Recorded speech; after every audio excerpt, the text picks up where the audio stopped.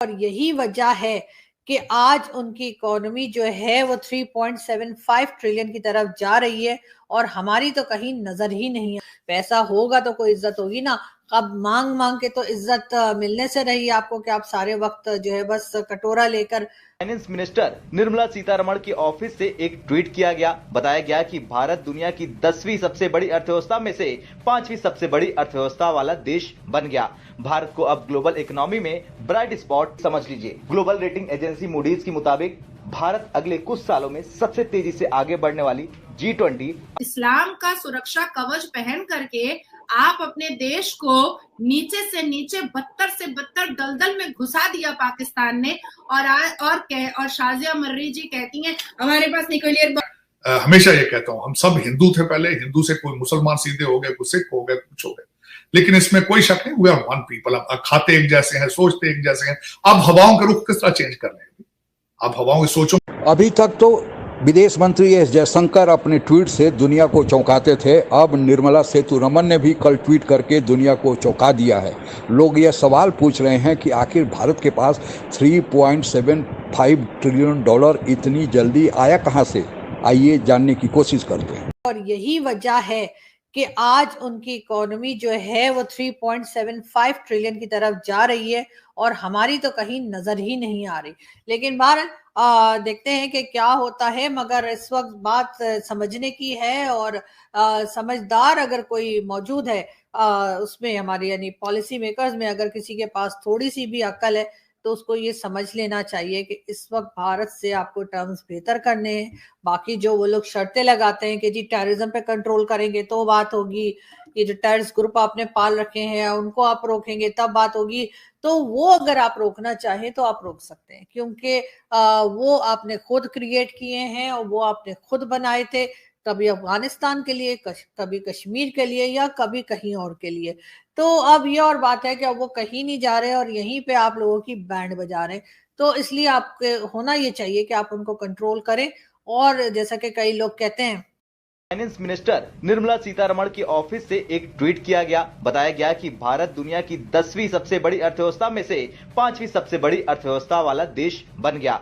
भारत को अब global economy में ब्राइट स्पॉट। बीते फाइनेंशियल ईयर यानी 2022 में भारत का सकल घरेलू उत्पाद यानी GDP पहली बार 3.5 ट्रिलियन डॉलर यानी 3.50 लाख करोड़ डॉलर या आसान भाषा में समझिए तो 288 लाख करोड़ रुपए से पार हो गया।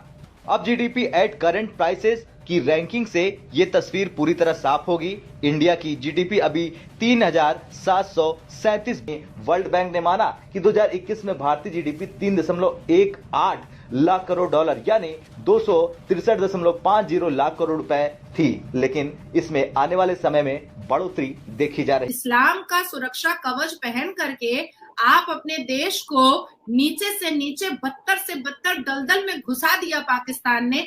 और शाजिया मर्री जी कहती हैं हमारे पास न्यूक्लियर बॉम्ब है। भैया तू अपने पास ही रखी है न्यूक्लियर बॉम्ब, तो हिंदुस्तान का कुछ नहीं बिगाड़ सकती है। इनको नहीं समझ में आएगी बात। किसी भी देश, एक चाइना को अपना आका बना करके ये सोचते हैं कि भाई इन्होंने बहुत बड़ा तीर मार लिया है। हमेशा ये कहता हूँ, हम सब हिंदू थे पहले, हिंदू से कोई मुसलमान सीधे हो गए, कुछ सिख हो गए, कुछ हो गए, लेकिन इसमें कोई शक नहीं, वी आर वन पीपल। अब खाते एक जैसे हैं, सोचते एक जैसे हैं। अब हवाओं के रुख किस तरह चेंज कर रहे हैं, अब हवाओं की सोचों के रुख तो तब्दील नहीं होंगे ना, वो किस तरह कर लेंगे। हॉलीवुड की मूवीज, बॉलीवुड की मूवीज पाकिस्तान में क्यों इतना चलती है, सोचिए क्या। आपके गाने इतने क्यों चल रहे हैं। मैं अगले दिन हैरान हो गया था, किसी को मैंने बताया वो सिंधु मूसेवाला जो था उसका किसी ने साहिवाल के अंदर खत्म कराया, बच्चे ने, किसी ने कुरान पाक का खत्म कराया क्योंकि उसकी बरसी थी।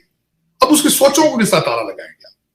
तो वो मैं ये बात कर रहा था कि इन्होंने बताया ये जा रहा है जी कि इंडिया की जो GDP है वो 3.75 ट्रिलियन पे पहुंच जाएगी 2023 में। यानी कि इतना पैसा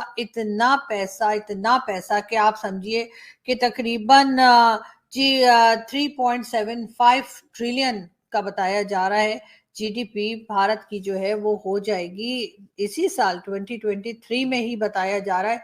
मगर सोचने वाली बात ये है कि इतना पैसा लेकर करेंगे क्या, और इतना पैसा जो मोदी जी ने जमा करके रखा होगा उसको खर्चा कहाँ करेंगे। लेकिन बहरहाल देखते हैं कि आगे क्या होता है। हो सकता है कुछ हमारे हत्थे भी चढ़ जाए, कुछ हमें भी मिल जाए, इसलिए कि बहरहाल हमें जरूरत तो है, लेकिन मोदी जी इस तरफ देख नहीं रहे हैं या ध्यान नहीं दे रहे। हो सकता है थोड़े से बिजी हैं, अभी अमेरिका का विजिट भी होना रहता है ना उनका, तो हो सकता है उसके बाद कुछ सोचें वो हमारे बारे में।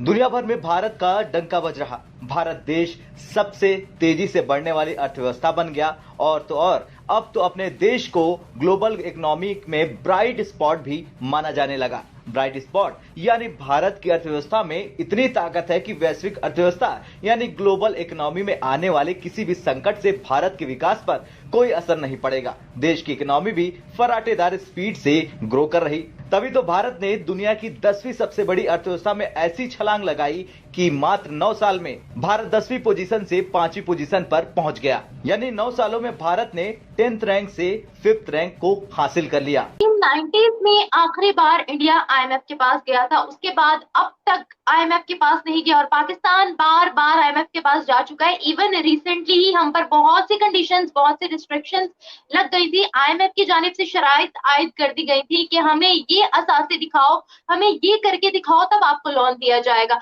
आपको क्या लगता है कि 1990 से लेकर अब तक इंडिया ने वो क्या काम किया है जिसकी वजह से इंडिया की जीडीपी, इंडिया की इकोनॉमी इस वक्त 5वें नंबर पर है, और पाकिस्तान का इकोनॉमी की लिस्ट में नंबर ही नहीं है। टॉप 20 तो क्या टॉप 30 इकोनॉमीज में भी नंबर। वो हमेशा हमेशा अपनी जनता को अपना परिवार समझता है, इसीलिए अपने आप को डाउन टू अर्थ रख के अपने कारनामों से जाना जाता है। आज पाकिस्तान में न्यूक्लियर बॉम्ब बना दिया था। उस न्यूक्लियर बॉम्ब को आप लोगों ने 1947 से लेकर के 2023 तक धमकियां दे डाली। हमने मुर्मुगांव और अग्नि 5 बनाया, हमने दी धमकी? हमने दी धमकी? नहीं दी। आपके पास मोबाइल की फैक्ट्रीज नहीं है। हम जो मोबाइल 10,000 में खरीदते हैं वो आप 25,000 में खरीदते हैं। जो गाड़ियां हम खरीदते हैं 5 लाख में वो आप खरीदते हैं 20 लाख में। तो अब आप सोचो कि जो सरकार अपनी जनता को अपना परिवार नहीं बल्कि भिखारी समझता हो, जनता से घिन आता हो, ऐसे सरकार में, ऐसे सरकार को आगे आगे आना मुश्किल नहीं, नामुमकिन है। हिंदुस्तान एक ऐसी जगह है जहां पर हिंदू मुस्लिम। वैसे तो विश्व की जितनी भी बड़ी आर्थिक संस्थाएं हैं, चाहे वर्ल्ड बैंक हो, आईएमएफ हो, एडीबी हो या अन्य कोई मूडी जैसी संस्थाएं हों जो विश्व की आर्थिक गतिविधियों पर नज़र रखती हैं, उन सब ने एक स्वर से हमेशा से कह रहे हैं कि भारत की अर्थव्यवस्था सबसे तेज़ गति से ऊपर जाने वाली अर्थव्यवस्था बन गई है। लेकिन भारत की गति इतनी होगी कि सारी दुनिया भारत से पीछे छूट जाएगी। भारत से जो ऊपर की अर्थव्यवस्थाएं हैं, अब लगता है कि भारत उन सबको पीछा छोड़कर सबसे तेज गति की अर्थव्यवस्था तो बन ही गया है, बल्कि भारत अगले 2 साल में विश्व की तीसरी बड़ी अर्थव्यवस्था अमेरिका और चीन के बाद बन जाएगा। जापान और जर्मनी को पीछे छोड़ देगा। भारत के इस बढ़ती हुई आर्थिक ताकत की गौरव गाथा से हमें गर्व है। आज के लिए बस इतना ही। जय हिंद। और ऐसे ही तमाम जानकारियों के लिए हमारे वीडियो को लाइक करें, सब्सक्राइब करें और बेल आइकन को दबाना ना भूलें।